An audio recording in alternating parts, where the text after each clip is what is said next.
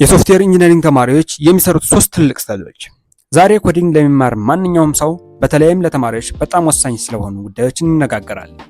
የሶፍትዌር ኢንጂነሪንግ ተማሪዎች የሚሰሩትን እድገታቸውን የሚያቀዘቅዝና የህልማቸውን ስራ ለማግኘት እንቅፋት የሚሆን የተለመዱ ስህተቶች በዝርዝር እንመለከታለን። እነዚህ ስህተቶች ደጋግሜያቸዋለሁ። ዛሬ ግቤ እናንተ እነዚህን ችግሮች አውቃችሁ እንድትጠነቀቁ ነው። ለሙያችሁ ጠንካራ መሰረት እንድትጥሉ መርዳት ነው። ትምህርታችሁን የሚቀይሩ እነዚህ ሶስት ትልቅ ስህተቶች አብረን እንመርምር። አንደኛ፣ የቱቶሪያል ሱስ ወይም ደግሞ ቱቶሪያል አዲክሽን። የመጀመሪያውና በቀላሉ የምንወድቅበት ወጥመድ የቱቶሪያል ሱስ ነው። ምን ማለት እንደሆነ ታውቃላችሁ? በዩደሚ ወይም ደግሞ ዩቲዩብ ላይ አንድ ምርጥ ኮርስ ታገኛላችሁ። ከዚያም ቪዲዮዎችን በተከታታይ ማየት ትጀምራላችሁ። ከጃቫስክሪፕት መሰረታዊ ነገሮች እስከ ሪያክት ድረስ ያሉትን ትምህርቶች በከፍተኛ ፍጥነት ትከታተላላችሁ። ስታዩት ሁሉም ነገር ግልጽ ይሆንላችኋል። አስተማሪው ሲያስረዳ እየተረዳችሁት እንደሆነ ይሰማችኋል። ዋው በደንብ እየገባኝ ነው ብላችሁ ታስባላችሁ። ነገር ግን እውነታው ይሄ ነው።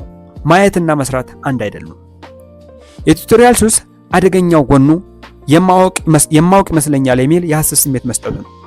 እውነተኛው ፈተና የሚመጣው ቪዲዮውን ዘግታችሁ ኮድ መጻፊያውን ኤዲተር ስትከፍቱ ነው። በዚያን ጊዜ አእምሯችሁ ባዶ ይሆናል። ከየት እንደምትጀምሩ ግራ ይገባችኋል።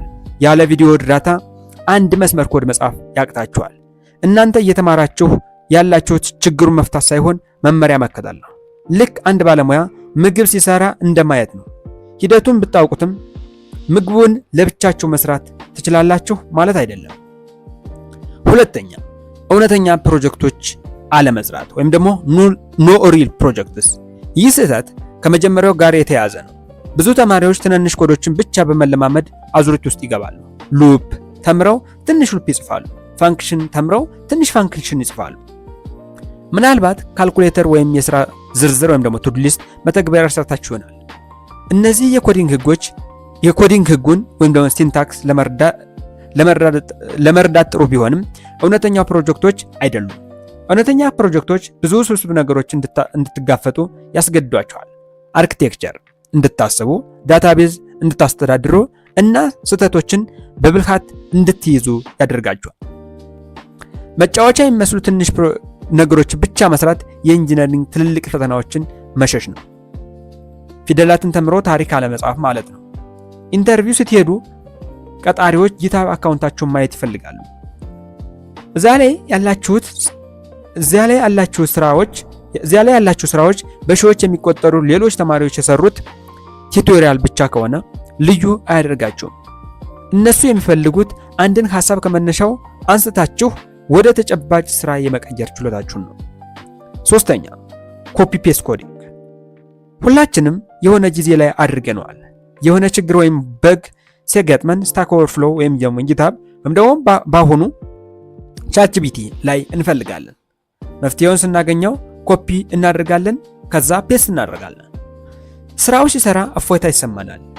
እንደ ብልክ አቋራጭ እንቆጥረዋለን። ነገር ግን ይህ ልማድ ዕውቀታችሁን ያጠፋዋል። ኮዱ እንዴት እንደሚሰራ ሳትረዱ ኮፒ ስታደርጉ የመማር ዕድላችሁ እየሰረቃችሁ ነው። ነገ ያ ኮድ ቢበላሽ እንዴት እንደምትጠግኑት አታውቁም። ይህ አካሄድ የሚሰጣችሁ በራስ መተማመን በጣም ደካማ ነው። እናንተ ኮድ እየፈጠራችሁ ሳይሆን መፍትሄ እየፈለጋችሁ ነው። ኢንጂነሪንግ መፍትሄ ስለመፍጠር እንጂ ኮድ ስለማግኘት አይደለም። ውጤቱ ምንድን ነው? በእነዚህም ወጥመዶች ውስጥ መውደቅ ትልቅ ዋጋ ያስከፍላል። አንደኛ፣ ደካማ የችግር አፈታት ችሎታ። መመሪያ ሲጠፋ ግራ ትጋባላችሁ። ሁለተኛ፣ የማይገባኝ ቦታ ላይ ነኝ የሚል ስሜት። ዲግሪው ቢኖራችሁም ብቃቱ እንደሌላችሁ ይሰማችኋል። ሶስተኛ፣ ኢንተርቪው ቅዠት ይሆንባችኋል። ቴክኒካል ኢንተርቪው ስለ ዕውቀት ሳይሆን ችግር ስለመፍታት ሂደት ነው። እዚህ ላይ ጥልቀት የሌለው ዕውቀት ወዲያው ይጋለጣል። መፍትሄው ምንድነው ካላችሁኝ፣ እንደ ስኬታማ ሶፍትዌር ኢንጂነር ለማሰብ እነዚህን መርሆች ተከተሉ። አንደኛ፣ ከማየት ይልቅ መስራት አብዙ። የ80% ህግን ተጠቀሙ። 20% ጊዜያችሁን በመማር 80% ጊዜያችሁን ደግሞ በተግባር በመለማመድ አሳልፉት። ቱቶሪያል ስታዩ ቪዲዮውን በየመሃሉ አቁሙና ቀጣዩን ክፍል ለብቻችሁ ለመስራት ሞክሩ። ሁለተኛ፣ ወዲያውኑ የራሳችሁን ፕሮጀክት ጀምሩ። የግድ ትልቅ ነገር መሆን የለበትም። በሕይወታችሁ ያለን አንድ ትንሽ ችግር የሚፈታ መተግበሪያ ስሩ። በእቅድ በኮዲንግ እና በበግ ማስተካከል ውስጥ ማለፋችሁ ነው እውነተኛ ባለሙያ የሚያደርጋችሁ። ሶስተኛ፣ የማይገባቸውን ኮድ በጭራሽ አትጠቀሙ። መፍትሄ በኢንተርኔት ካገኛችሁ መስመር በመስመር ተንትኑት። ይህ ለምን ተጻፈ ብላችሁ ጠይቁ። ያንን ኮድ ለሌላ ሰው ማስረዳት እስክትችሉበት ድረስ ካልገባችሁ ኮፒ ፔስት አታድርጉ። በመጨረሻም ትኩረታችሁን ዝም ብሎ ከመቀበል ወደ መፍጠር ካዞራችሁ ጠንካራ ባለሙያ ትሆናላችሁ። መንገዱ ከባድ ቢሆንም ብቸኛው ስኬት መንገድ ግን እርሱ ነው። ስለተከታተላችሁኝ አመሰግናለሁ። እነዚህም ምክሮች እንደረዷችሁ ተስፋ አድርጋለሁ። እናንተስ ከነዚህ ስህተቶች የትኛው ገጥሟችኋል? አስተያየታችሁን ኮሜንት ላይ አጋሩን።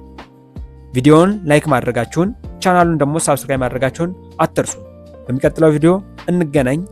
ሊጠቅምህ የሚችል ቀጣይ እርምጃ ዛሬ ካያችሁ ስህተቶች አንዱን መርጠህ ለምሳሌ የቱቶሪያል ስልት በሚቀጥለው የጥናት ጊዜህ እንዴት እንደምታስተካክለው እቅድ አወጣ። በቱቶሪያል ፋንታ ዛሬ ለብቻህ ምን ለመስራት አሰብክ? ኮሜንት ላይ አሳውቀኝ።